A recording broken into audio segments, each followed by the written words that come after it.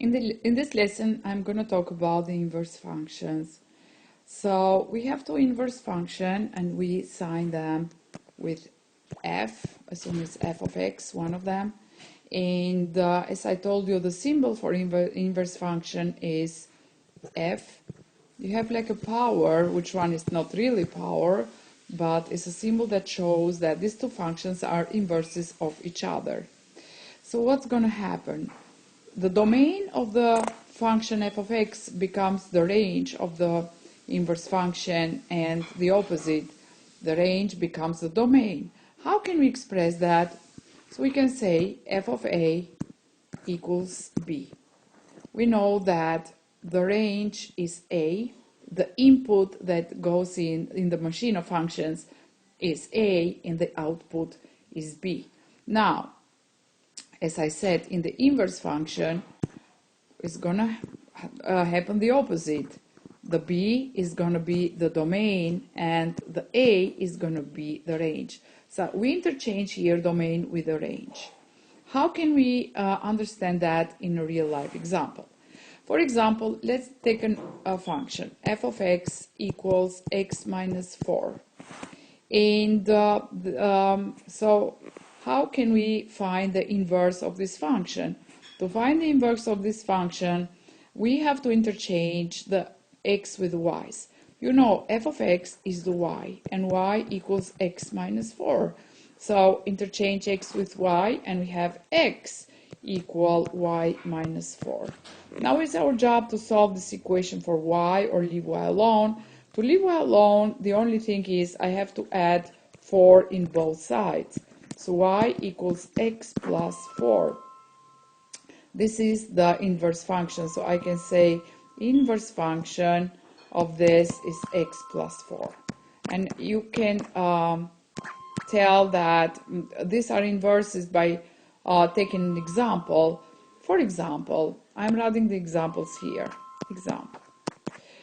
If I take f of 6, the input f of x, and for x I put 6, so I'm going to have f of 6. The input in this case is 6, so I go take the 6 and substitute. So I have f of 6 equals 6 minus 4, this is the original function, and it's going to give me 2.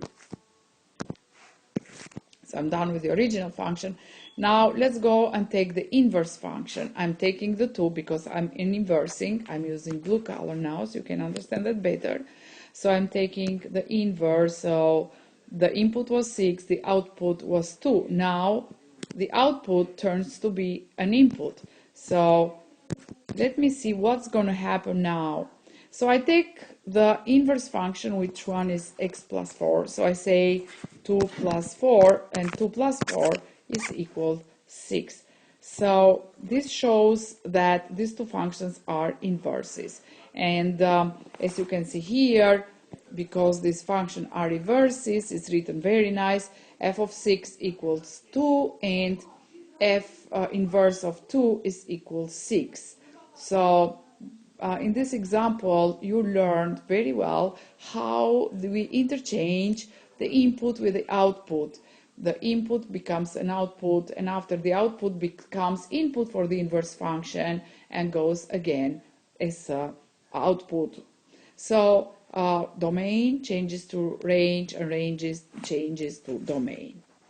Also, I want to explain here that how can we use a vertical line test to determine whether a relation is a function or not. We learned that when we draw a vertical line, like I'm drawing a line, any place in the function, any place. So this is a vertical line, and I can tell that for each element of the domain, for each element of the domain, here I have just one element on the range. So you can see that is one element here on the range. It's one touch, one x, one y.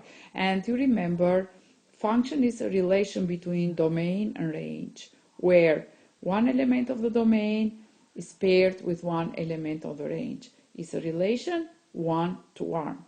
Now we are going to think about how can we test now the relation as a function, but for the inverse functions. And we said that they are inversing each other. So similarly, we can use now not a vertical line, but we are going to use a horizontal line test. That's called horizontal line. So here we had vertical line test, and that's normal for each function. But here on the inverse, we have horizontal test.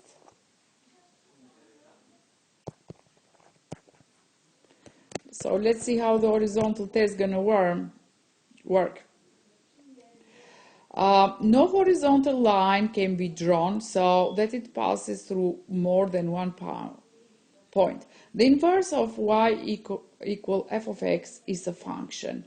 Now let's take a look. Y is a function. It's relation 1, 1. For one element of the domain, which one has changed is the y. Now we have one element in the range. So, and here we have a horizontal line can be drawn that passes through more than one point. The inverse of y equal g of x is not a function. So, the inverse of function y equal f of x is a function.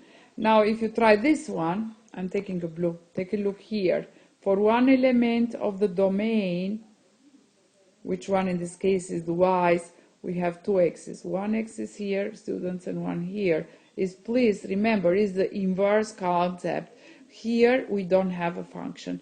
So the inverse here is not a function. So you have two examples here. When the inverse is a function, when the inverse is not a function. If you really feel that it's a little difficult concept, you can move your worksheet like in a way, as I'm removing in this moment, this way. So I can take a look now and I can understand much better than the first relation is a function, but the second relation is not a function. For one x we have two y's. So it's the same way as we said for function. For functions, we use the vertical test. For inverse, we use horizontal test. And you know the reason is because in the inverse functions, we have interchanged domain with range. And range of one function becomes domain of the other function. So this is the concept of inverse function. So one more time, inverse functions undo each other. What the first function do, the other function, the inverse one, undo it. So at the end, we have again the input that we just put it in the beginning, or the domain values. And I can say that domain becomes a range, and because it's undo process, the range becomes a domain. So at the end of the day, domain is starting point, domain is again the starting point. So functions are inverting each other. Please remember one more time, I'm writing the symbol. If you see a normal function, it's f of x. If you see an inverse function, that's a symbol, the inverse of this function, f of inverse x. And these two functions are inverse. X is interchanged with y, or domain with a range. Thank you.